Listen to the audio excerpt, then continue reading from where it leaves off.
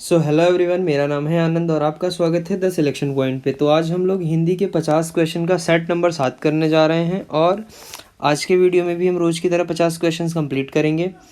और उन 50 क्वेश्चंस का अगर आपको पीडीएफ चाहिए तो आप हमारे टेलीग्राम चैनल को विज़िट कर सकते हैं। लिंक आपको डिस्क्रिप्शन में मिल जाएगा। अगर वहाँ से आपको टेलीग्राम चैनल पर रिडायरेक्ट करने में प्रॉब्लम आ रही है तो आप टेलीग्राम पर जाकर द सिलेक्शन पॉइंट सर्च कर सकते हैं, वहाँ पर आपको चैनल मिल जाएगा। तो चलिए बिना लेट किए हुए शुरू करते हैं। और वीडियो के एंड में एक अनाउंसमेंट करूंगा कि आपको एक बढ़िया सा सरप्राइज़ मिलने वाला है। सरप्राइज़ पैक है वो आपके लिए। तो चलिए शुरू करते हैं वीडियो को बिना लेट किए हुए। तो पहला क्वेश्चन है हमारा, बुद्धिहीन शब्द व्याकरण की दृष्टि से किस संवर्ग में आता है। संवर्ग का मतलब है निम्नलिखित में ये जो दिए हुए हैं इनमें से ये बुद्धिहीन कहाँ लगाया जा सकता है, क्या हो सकता है ये। तो बुद्धिहीन का मतलब क्या है, ये विशेषता हो सकती है किसी चीज़ की। तो इसका मतलब ये हुआ कि ये किसके संवर्ग में आ जाएगा, विशेषण में आ जाएगा। अगला है, मतलब कहते हैं बुद्धिहीन बालक, अगर आपने कहा तो क्या है, बालक की विशेषता हो जाएगी ना। हाँ बिल्कुल सही है। बुद्धिहीन किसी का नाम नहीं हो सकता, बुद्धिहीन किसी के लिए इंडिकेट नहीं कर सकते, इसका मतलब विशेषण है। छत से गिरी ईंट, ईंट और छत मतलब अलग होने का अर्थ आ रहा है तो अपादान कारक हो जाएगा। निम्नलिखित में से कौन सा पदबंध का भेद नहीं है। देखिए अव्यय पदबंध नहीं होता है। अगर आपको पता है पदबंध कौन कौन से होते हैं तो कमेंट सेक्शन में राइट करिए, वरना पदबंध पर मैंने सोच रखा है एक अलग से वीडियो आपको देने के लिए। आगे देखते हैं, समुच्चय बोधक को क्या कहते हैं। अगर आपको याद होगा तो समुच्चय बोधक के आगे हम लोग अव्यय लगाते हैं। क्या लगाते हैं, अव्यय। और इसका मतलब ये हुआ कि अव्यय क्या होते हैं, आविकारी होते हैं। तो इसका उत्तर क्या हो जाएगा, आविकारी।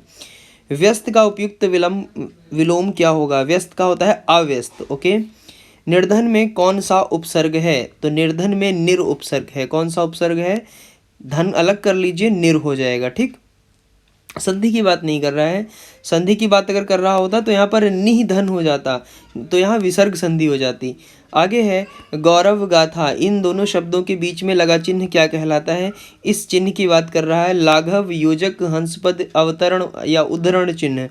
तो लाघव छोटा करने के लिए लगाया जाता है, हंसपद ऐसे करके त्रुटि सुधारने के लिए लगाया जाता है, योजक चिन्ह जोड़ने के लिए लगाया जाता है, अवतरण चिन्ह क्या होता है, ऐसे करके आप बंद कर देते हैं डबल इन्वर्टेड कॉमा में। तो इसका क्या हो जाएगा, योजक चिन्ह हो जाएगा, सही हो जाएगा। भारतीय शब्द का बहुवचन क्या होगा, भारतीयों होता है। विद्वान शब्द का स्त्रीलिंग क्या होगा, विद्वान को विदुषी कहते हैं। विद्वान की जो स्त्रीलिंग होगा उसे विदुषी कहा जाता है, कहते हैं विदुषी महिला थी। ठीक है ना। ओके। अगला है, किस वर्ण का उच्चारण कंठ तालु से होता है। ये कंठोष्ठ है, ये कंठ तालव्य है, ये कंठ है। ठीक है। और चा, छा, चा किस लाइन में आता है, अगर का चा की अगर बात करें तो इसको मैंने बताया था के और टी, ये किस में आ जाएगा, तालव्य में। ठीक है, तो ये वाली लाइन तालव्य की होती है। तो इसका उत्तर क्या हो जाएगा, कलर चेंज करके टिक कर देते हैं, ये हो जाएगा। अगला है, भाव युक्त शुद्ध अनुवाद चुनिए। कह रहा है कि जिसमें भाव आ रहा हो ऐसा वाक्य आपको चुनना है। I was overjoyed, I was overjoyed, अच्छा मैं उल्लसित था, मैं खुशी से ऊपर था, मैं मेरी खुशी ज़्यादा थी, मेरा दिल बाग बाग हो गया। आई वॉज ओवर ज्वाइड मतलब मैं बहुत खुश था, तो ऐसा कुछ है नहीं, तो इसका मतलब मेरा दिल, भाव कह रहा है ना, बाग बाग हो गया, बहुत ज़्यादा खुश होना, दिल बाग बाग होना। ठीक है। वाचस्पति किस समास का समस्त पद है। देखिए वाचस्पति वैसे तो बहुव्रीहि समास का उदाहरण है। ठीक है, वाचस्पति बृहस्पति का पर्यायवाची होता है, तो इसका उत्तर होना चाहिए बहुव्रीहि। लेकिन प्रॉब्लम ये है कि एग्जाम में से जब 3 बार पूछा गया तो इन्होंने इसका उत्तर माना है अलुग तत्पुरुष। ठीक है ना, उन्होंने इसका उत्तर माना है अलुग तत्पुरुष। तो मैं आपको पर्सनली ये सलाह दूंगा कि जब भी आप वाचस्पति देखते हैं तो आपको उत्तर क्या देना है, अलुग तत्पुरुष उत्तर देना है। आगे बढ़ते हैं, रौद्र रस का स्थायी भाव क्या है। रौद्र का स्थायी भाव क्या होता है, क्रोध होता है। ओके, चलिए बहुत अच्छे, बहुत तेजी से क्वेश्चंस आप कंप्लीट कर रहे हैं मेरे साथ। अगला है, बुरा भला। आपको पता है कि एक ऐसा समास होता है जिसमें विलोम शब्द हमें देखने को मिलते हैं साथ साथ। कौन सा होता है, द्वंद्व समास होता है। कौन सा होता है, द्वंद्व। तो इसका उत्तर हो जाएगा द्वंद्व। वाक्य के त्रुटिपूर्ण भाग का चयन कीजिए, अगर त्रुटि नहीं है तो भाग का चयन डी का चयन कीजिए। भारत सबसे बड़ा लोकतांत्रिक देश है, कोई त्रुटि नहीं। देखिए अगर आपने लोकतांत्रिक लिखा है तो ये गलत माना जाए, क्योंकि अगर आप कह रहे हैं कि भारत सबसे बड़ा लोकतंत्र है तो भारत क्या है, देश ही तो है। तो इसका मतलब सी पार्ट में त्रुटि है, यहाँ क्या होना चाहिए था, भारत सबसे बड़ा लोकतंत्र है, लोकतांत्रिक नहीं होना चाहिए था। लोकतांत्रिक देश की जरूरत नहीं है। उस तपस्वी से लंबे थे देवदार दो चार खड़े। सेम क्वेश्चन मैंने आपको क्लास में कराया था और मैंने कहा था कि ये क्वेश्चन एग्जाम में आ चुका है, इसलिए इस क्वेश्चन का मैं आपसे आंसर पूछ रहा हूँ कि आप मुझे बताएंगे। अगर आपको आंसर पता है तो अभी कमेंट सेक्शन में राइट कर दीजिए जाके, क्योंकि एट द एंड जब ये वीडियो ख़त्म हो रहा होगा तो मैं इस क्वेश्चन पर आकर इसका आंसर बताऊँगा। बट अगर अभी आपको पता है तो कॉमेंट सेक्शन में राइट करिए जाके। अगला प्रश्न देखते हैं। अगला प्रश्न है, समुद्र निम्नलिखित के पर्यायवाची बताइए। समुद्र का आपको पर्यायवाची बताना है, तो समुद्र का पर्यायवाची होता है अर्णव। और इस समुद्र के, चलिए 10-12 पर्यायवाची मैं आपको करा देता हूँ, ठीक है ना। देखिए वीडियो के साइड में आपको ये जो दिख रही है ना एक पट्टी सी, इस पर सारे लिखे हुए हैं, आप इसे यहाँ से राइट कर लीजिए। अगला है सौदामिनी। सौदामिनी विद्युत का होता है, ठीक है। संरचना के लिए कौन सा पर्याय शब्द अनुचित है, मतलब कौन सा नहीं आ सकता, तो संरचना का संघटना भी होता है, रचना विन्यास भी होता है, विरचित भी होता है, उद्भावना नहीं होता है, तो इसका सी हो जाएगा। फिर वही बात है, यहाँ पर्याय की बात हो रही है और आपको पता है कि पर्यायवाची आपको याद करने पड़ते हैं या फिर इन्हें बार बार पढ़ना पड़ता है। तो अगर पर्यायवाची का सेक्शन शब्दकोश करना है तो आपको शब्द पढ़ने पड़ेंगे, इसका कोई दूसरा ऑप्शन नहीं है, ठीक है ना।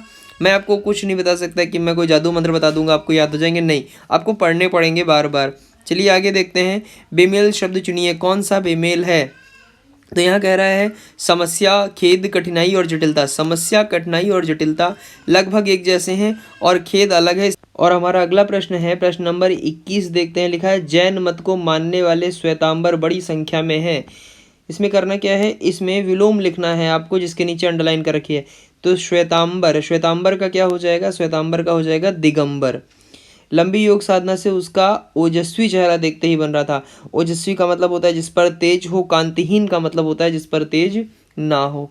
उसका उत्तरीय उस पर बहुत जच रहा था। उत्तरीय मतलब होता है ऐसा कपड़ा जो आप शरीर में कमर के ऊपर पहनते हैं, तो इसका मतलब क्या हो जाएगा, उत्तरीय का कमर के नीचे पहनने वाला, अधोवस्त्र कहते हैं उसको। भारतीय लोक जीवन में योग को अति महत्वपूर्ण समझा जाता है। योग का बताना है तो देखिए योग का होता है भोग और रोग का होता है निरोग, ठीक है। रोग का सॉरी नियोग लिखा है यहाँ, ये नहीं होगा, निरोग होता है, ठीक है। आगे बढ़ते हैं।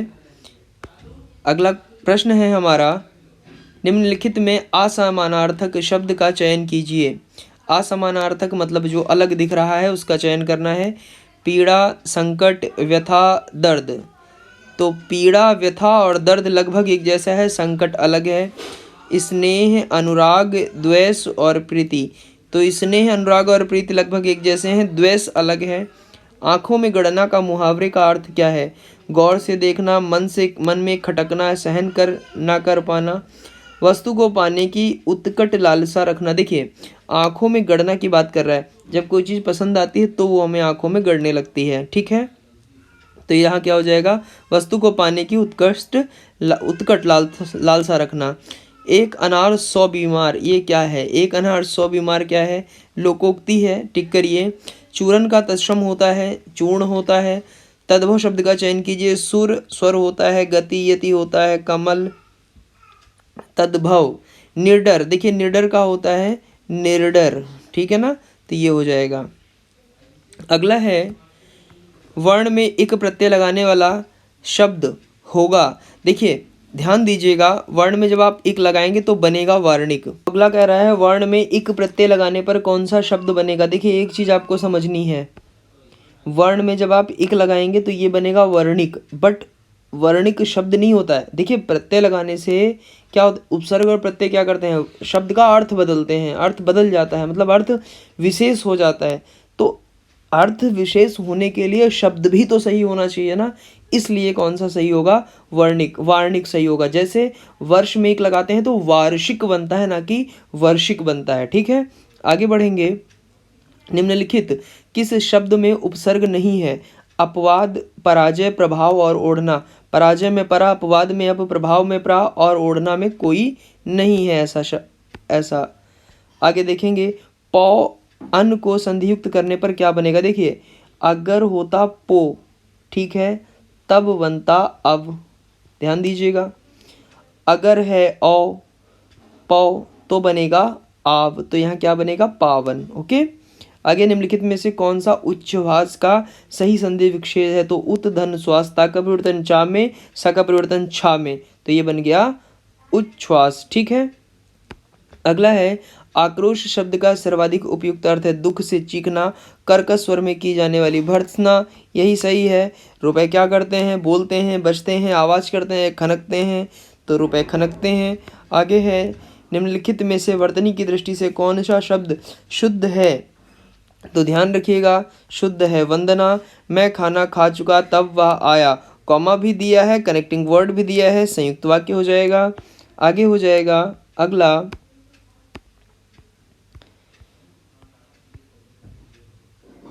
अच्छा, तो यार अलावा आ गया है, एक सीक्वेंस में सेट करना है। चलिए ढूंढते हैं कौन सा सीक्वेंस सही है। मजदूरों की बस्तियों में, ओके, मजदूरों की बस्तियों में क्या होता है? ये आपका पहला है और ये आपका आखिर में लगेगा। बीच का सीक्वेंस आपको सेट करना है। पहला है या, तो या वाला देखते हैं। मजदूरों की बस्तियों में वहाँ के बेकार रहने वाले व्यक्तियों के ला है और कल्याणकारी कार्यकलापों के ना होने से,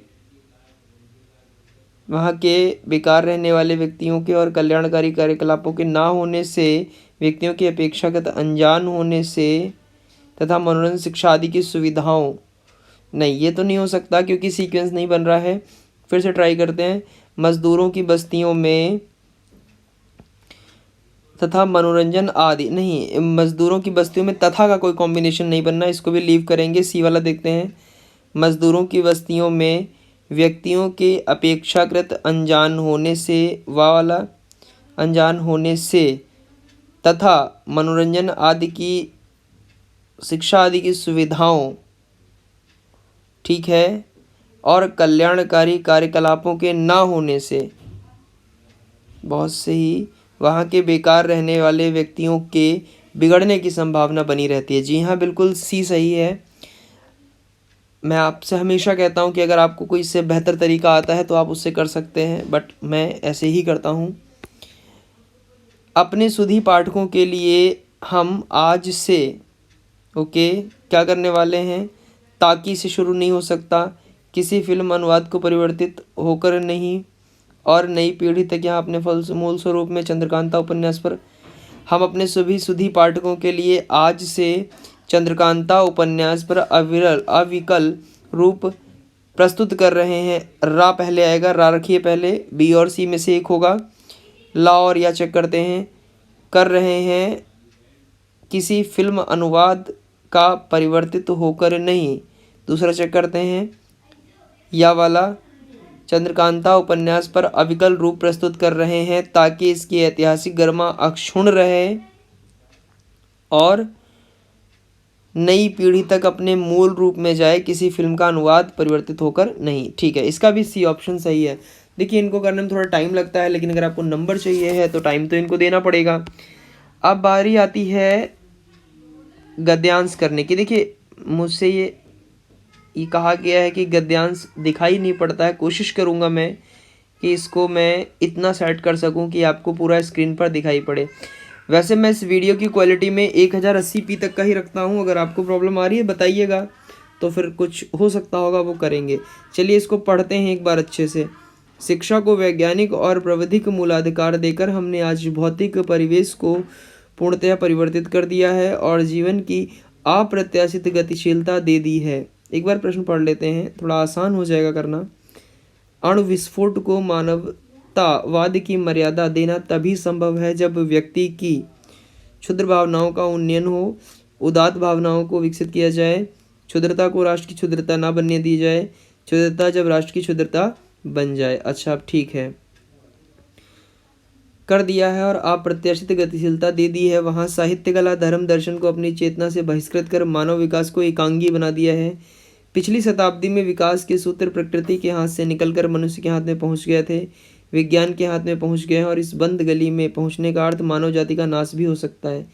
इसलिए नैतिक और आत्मिक मूल्यों को साथ साथ विकसित करने की आवश्यकता है, जिससे विज्ञान हमारे लिए भस्मासुर ना बन जाए। व्यक्ति की क्षुद्रता यदि राष्ट्र की क्षुद्रता बन जाती है तो विज्ञान भस्मासुर बन जाता है। प्रश्न देखते हैं, अणु विस्फोट को मानवता की मर्यादा बना देना तभी संभव है जब व्यक्ति की क्षुद्रता राष्ट्र की क्षुद्रता बन जाती है, ऐसा कर रहा है। तो एक काम कर सकते हैं, व्यक्ति राष्ट्र की क्षुद्रता ना बन जाए।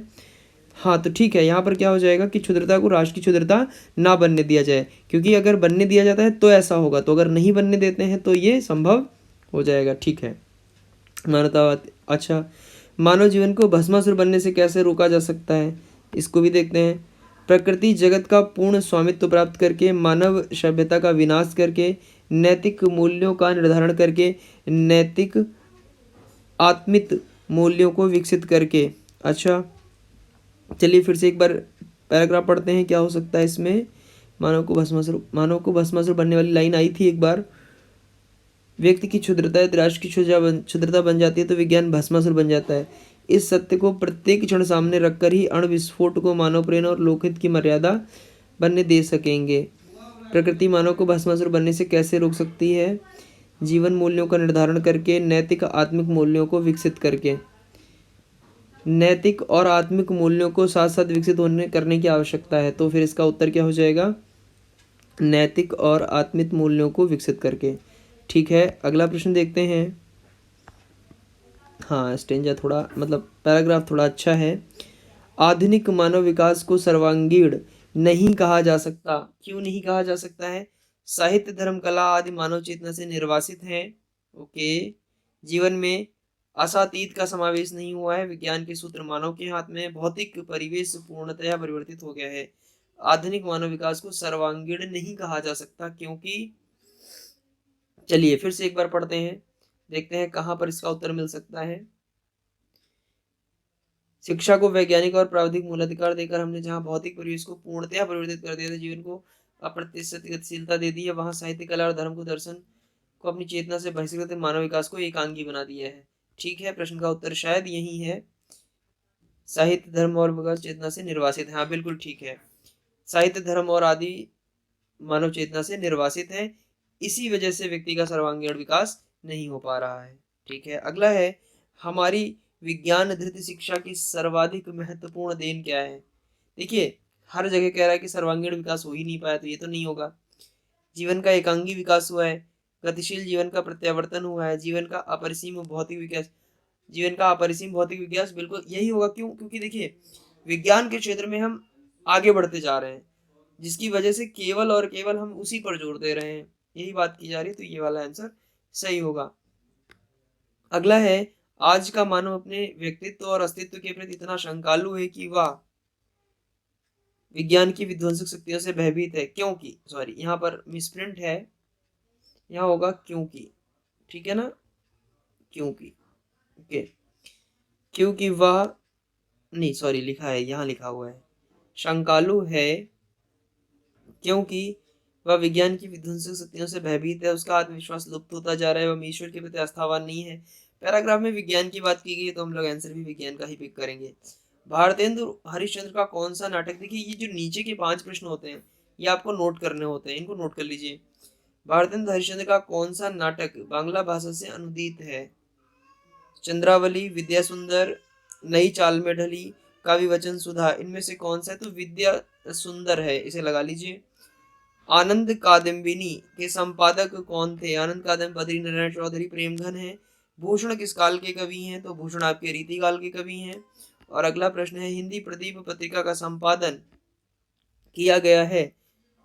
किया है किसने किया है, ऐसा पूछा जा रहा है। बालकृष्ण भट्ट ने किया है, ठीक कर लेंगे। अगला है, मृगावती किसकी रचना है? कतुबन की मृगावती रचना है। अगर आपको याद होगा तो एक 16 नंबर प्रश्न हमने छोड़ा था। जी हाँ, हम लोग वापस चलेंगे 16 नंबर प्रश्न पर। प्रश्न है, उस तपस्वी के लंबे थे 2000 जो खड़े, कौन सा है? अतिशयोक्ति अलंकार है। चलिए ध्यान देंगे मेरी बात पे। कल जब मैंने आपको 5 नंबर का सेट कराया था, तो 5 नंबर के सेट में एक प्रश्न था, जिस प्रश्न का आंसर गलती से मैंने गलत बता दिया था, तो मुझे एक कमेंट आया था। मैं आपको कमेंट दिखा रहा हूँ, ऊपर कॉर्नर पे आप देख सकते हैं कमेंट लिखा हुआ है कि सर इसे ठीक आपने मतलब करेक्शन करना है। तो इसके लिए थैंक यू कि आपने मुझे बताया ताकि मैं इस चीज़ को करेक्ट कर पा रहा हूँ। और दूसरी चीज़ ये है कि मैंने 43 नंबर क्वेश्चन में आपको बताया था कि अमेरिका और ब्रिटेन की जो खबरें हैं वो प्रांतीय नहीं, एक्चुअली प्रांतीय हो ही नहीं सकती। क्यों नहीं हो सकती? क्योंकि अमेरिका और ब्रिटेन दो देशों की, राष्ट्रों की बात हो रही है, और जब राष्ट्र के अंदर किसी राष्ट्र की बात होती है तो वो राष्ट्रीय होती है। और जब दो राष्ट्र आपस में ऐसी कुछ चीज़ हमें देखने को मिलता है तो वो चीज़ क्या कहलाती है? अंतर्राष्ट्रीय कहलाती है। तो सबसे पहले तो थैंक यू इस चीज़ के लिए कि आपने मुझे करेक्ट कराया। और दूसरी चीज़ कि अगर आपको किसी को भी ऐसा लगता है कि किसी में कोई प्रॉब्लम है तो आप मुझे बता सकते हैं, क्योंकि वीडियो जब मैं बना रहा होता हूँ तो फ्लो में कभी कभी कुछ चीज़ें होती हैं जो प्रॉब्लम कर जाती हैं। तो इसके लिए आपका तहे दिल से शुक्रिया है कि अगर आप लोग ऐसी चीज़ें मुझे बता देते हैं, ठीक है ना। और जिसकी बात मैंने की थी कि एक सरप्राइज़ है आपके लिए, वो ये है कि अभी मैं 50 क्वेश्चंस पर काम कर रहा हूँ। 50 क्वेश्चंस पर मैं 50 क्वेश्चंस पर काम कर रहा हूँ। वो क्वेश्चंस जो हैं वो सभी वनडे एग्ज़ाम के लिए रहेंगे, जिस पे जो मेरा फोकस है, जो जिस चीज़ पर मैं फोकस कर रहा हूँ। एक मिनट मैं इस जगह को साफ़ कर लेता हूँ ताकि मैं बता सकूँ आपको। देखिए, जिस चीज़ पर मैं फ़ोकस कर रहा हूँ वो क्या है? मैं उन 50 क्वेश्चंस के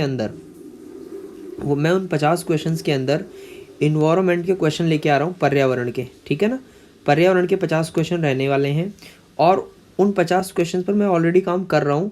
आप ये समझ लीजिए सेट लगभग तैयार हो गया है, बस उसको मैं डिटेल समझाना चाहता हूँ आपको, इसीलिए थोड़ा सा डिले हो रहा है। जिस दिन इन 50 क्वेश्चंस को हम डिस्कस करेंगे उस दिन हिंदी का सेट मैं सॉल्व नहीं कराऊंगा। टाइमिंग सेम रहेगी, वीडियो आपको इसी टाइम मिलेगा, बट उस दिन हिंदी का ना मिलकर आपको पर्यावरण के उन 50 क्वेश्चंस का रहेगा। क्वेश्चन में क्या होगा? सारा प्रीवियस ईयर क्वेश्चंस होगा, ठीक है ना। वो क्वेश्चंस होंगे जो एग्ज़ाम में ऑलरेडी पूछे जा चुके हैं। पहले मैं कोशिश करूँगा कि उनको मैं टॉपिक वाइज अरेंज कर दूँ, बट अगर प्रॉब्लम आएगी तो मैं फिर टॉपिक वाइज अरेंज ना करके डायरेक्ट आपको क्वेश्चन दे दूँगा, ठीक है।